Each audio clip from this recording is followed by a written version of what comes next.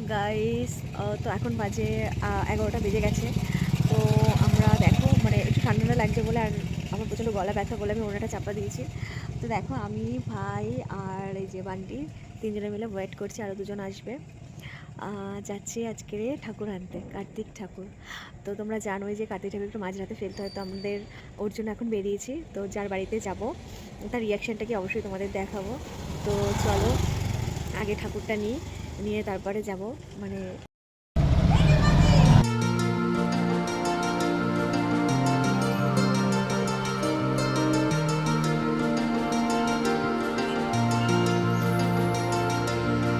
তো ফ্রেন্ডস, চলে এলাম আমরা ঠাকুর নিতে। তো চলো দেখি কোন ঠাকুরটা অর্ডার করেছে।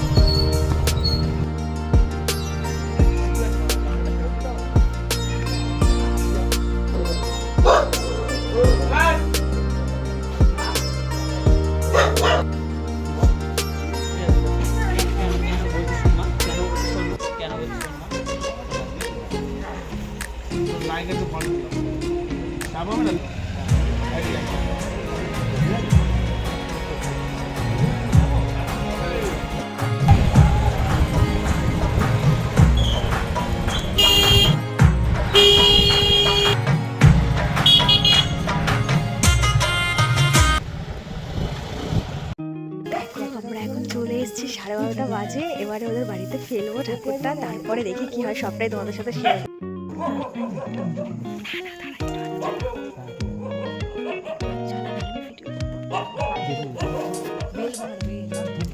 দাঁড়া দাঁড়া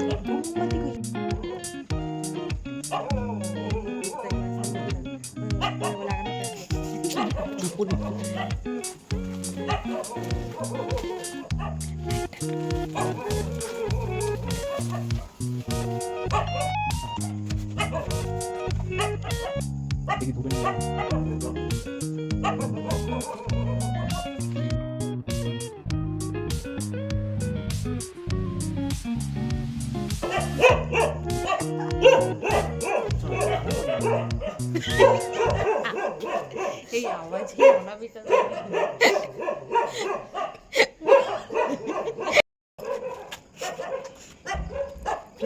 মা তো মাছ নেই। কার্তিকের মা আস্তে আস্তে আস্তে কার্তিকের মা বেরিয়েছে ঠান্ডার মধ্যে। ছেলেটা একা একা দাঁড়ায়, মা বাবা ঘুমাচ্ছে।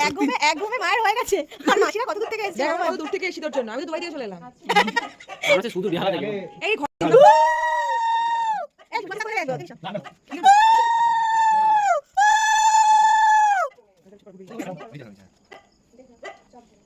এই ছেলে ঠিক আছে তো? এই দেখি দুজনে পাশে দাঁড়ায়, ফটো তুল, ফটো তুল। আমি লাস্টে কোন অ্যাড্রেস থেকে বার করে দিই। সেই কথা আমার মনে আছে বলে আমি আমরা বেরিয়ে যাব। ওই যে মা বলো, দেখো কেমন হচ্ছে ছেলে। বাবাকে দেখে নাও। ছেলের মাসি এরা, বিদেশি মাসি, দেশি মামারা। না না, কুক মামা এটা কুক মামা।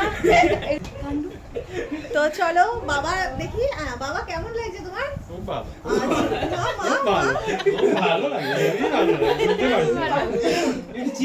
তো আমরা এখন বাড়িতে চলে যাচ্ছি।